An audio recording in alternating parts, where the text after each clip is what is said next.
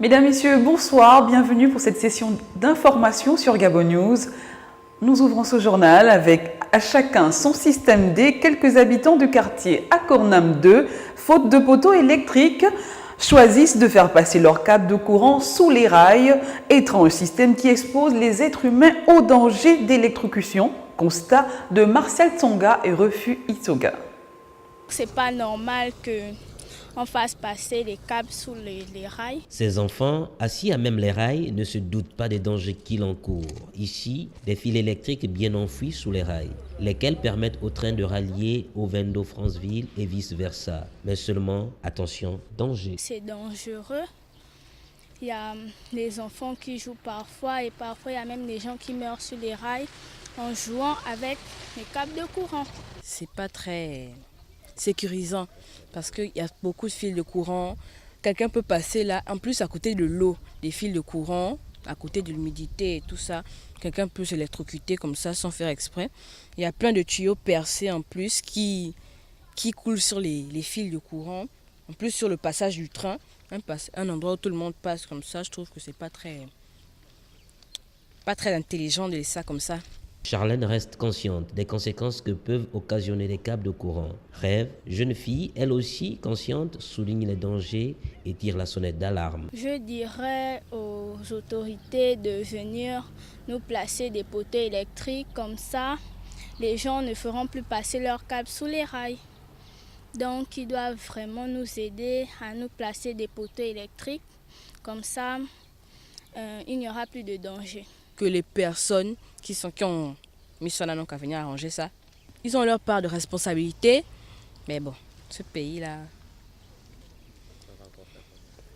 L'eau et l'électricité, l'aménagement des voies d'accès et bien d'autres contribuent fortement au développement d'un quartier, d'une ville. Cela contribue au bien-être des populations. Hier, 25 novembre, la communauté internationale célébrait la journée internationale pour l'élimination de la violence à l'égard des femmes. Au Gabon, cette journée est passée sous silence. Nos reporters Martial Tsonga, Marvin Péril et Refus Itsoga ont rencontré quelques hommes et femmes pour leur demander ce qu'ils en pensent des violences faites aux femmes. Suivez. Sévices moral, torture physique et psychologique, c'est autant de mots que dénoncent ces femmes qui, quotidiennement, subissent les violences qui leur sont infligées. Elles estiment qu'il ne faut pas faire du mal à son semblable. C'est méchant. On ne peut pas battre une femme. La femme, c'est une mère, c'est une sœur. C'est la personne qui nous donne la vie. Donc, c'est vraiment méchant pour ces hommes-là. C'est triste, ça à punir. Il faut éradiquer ça. On ne veut plus que les hommes nous tapent. Pourquoi? Parce que la femme, Dieu a dit, l'homme quittera son père et sa mère, s'attachera à sa femme. Et la femme est tout pour l'homme.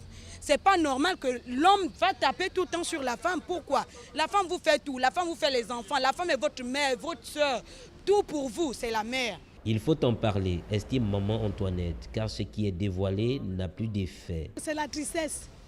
Pour ces femmes-là, normalement, il faut dénoncer ce qui est mauvais. Ce qui est dévoilé n'a plus d'effet.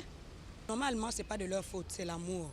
Parce qu'une femme, lorsqu'elle ne travaille pas, quand elle regarde l'eau derrière, elle n'a pas de parents.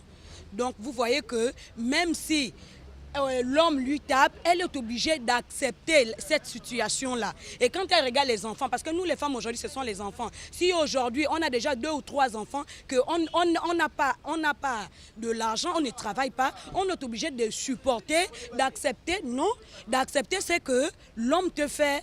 Puisque c'est lui qui te donne à manger, c'est lui qui te paye. Tu ne travailles pas, tu es obligé d'accepter.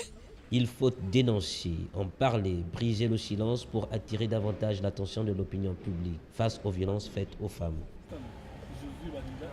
Le SNEC, Syndicat national des enseignants et chercheurs, ont tenu hier mardi à l'université Omar Bongo un point de presse au cours duquel ils décident de suspendre les activités pédagogiques dans les universités, grandes écoles et instituts du Gabon. Plusieurs raisons expliquent cette suspension suivant la déclaration de son président avec nos reporters Justin Bitegué et Martial Tsonga.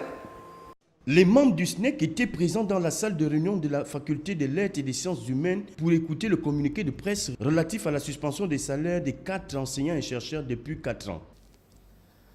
Considérant la décision de l'Assemblée générale du SNEC d'entrer en grève illimitée en cas de non-rétablissement des salaires des 4 collègues à la date du 25 novembre 2014, le procès verbal de l'Assemblée générale tenant lieu de préavis de grève, le Bureau national du SNEC, en application de la première résolution de l'Assemblée générale du 25 octobre, décide de suspendre les activités pédagogiques et de recherche dans les universités, grandes écoles et instituts du CNRS à compter du mercredi 26 novembre 2014.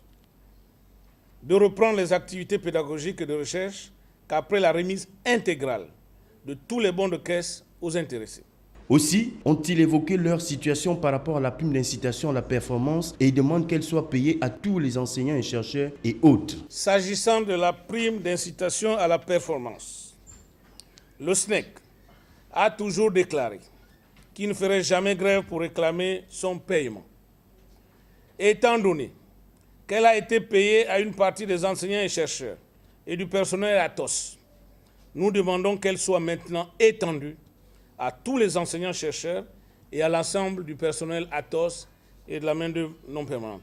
Les activités pédagogiques à travers les universités, grandes écoles et instituts supérieurs sont suspendues par le syndicat national des enseignants et chercheurs du Gabon. Autre chose à présent, afin de subvenir à leurs besoins et ceux de leurs familles, de nombreux jeunes hommes de toute nationalité se retrouvent chaque matin dans un coin de la cité Likwala en quête de travail. Comment s'organisent-ils? Quel métier exercent-ils? Les réponses au micro de nos reporters Marvin Beril, Martial Tsonga et Refu Itoga. Il n'y a pas de saut-métier, il n'y a que de saut de gens. Certains de nos compatriotes, au même titre que nos frères expatriés, l'ont bien compris. C'est pourquoi chaque matin, ils se retrouvent ici pour chercher du travail dans diverses activités. Là, pour le travail, on cherche du travail. Voilà, donc on est là, il y a des gens qui viennent nous prendre pour aller travailler. Bon, il y a toutes les qualités de travail qui viennent, il y a d'autres qui viennent nous prendre pour aller débroussailler, il y a d'autres qui nous prennent pour aller creuser les fosses. Bon, il y a toutes les qualités. Il y a des gens qui ont sur le travail, ils viennent nous chercher. Tout le travail, il n'y a pas un seul travail qu'on fait. Donc on fait tout. Il y a des Congolais, il y a des Gabonais même, il y a des Maliens, c'est pour tout le monde. Un débrouillard, tu sais, tu travailles dans une société, le travail est gaspillé. Au lieu de rester à la maison, tu viens te mettre ici. Si tu as la chance, tu peux travailler, donc c'est ça. Peu importe les travaux effectués, ces travailleurs n'ont pas de barème de prix. Pour notre travail, il n'y a pas un prix fixe. Souvent, il y a la majorité des gens qui viennent ici, souvent c'est des gens qui travaillent dans l'État. Ils sont pressés, c'est les week-ends qui viennent nous prendre. On discute, on s'entend sur un prix. Si le patron dit c'est abordable, on travaille. S'il dit c'est pas bon, on retourne. Donc c'est comme ça qu'on travaille. Il n'y a pas un prix fixe, dire cette montée, tel mètre, il n'y a pas ça. Donc on s'entend avec la personne, on s'entend, on travaille. Nous, c'est comme ça. Parce que tous les jours ne se ressemblent pas, il arrive que la chance sourie à certains et pas à d'autres. Souvent, il y a des mois même tu ne trouves rien. Il y a des mois tout un mois, tu peux économiser même 10 000 francs, tu ne peux pas économiser. Il y a des mois aussi, tu peux économiser 50 000. Ça dépend, il n'y a pas un montant fixe qu'on trouve par mois. Souvent même tu sors 0, même 5 francs, tu ne peux pas économiser. Il y a des mois aussi, tu peux gagner 50 000, c'est un problème de chance. Voilà un bon exemple de débrouillardise qui devrait faire école. Voilà, c'était tout pour ce journal. Merci à vous de l'avoir suivi. L'info se poursuit sur www.gabonnews.com. Je vous souhaite à tous une excellente soirée. À demain 20h.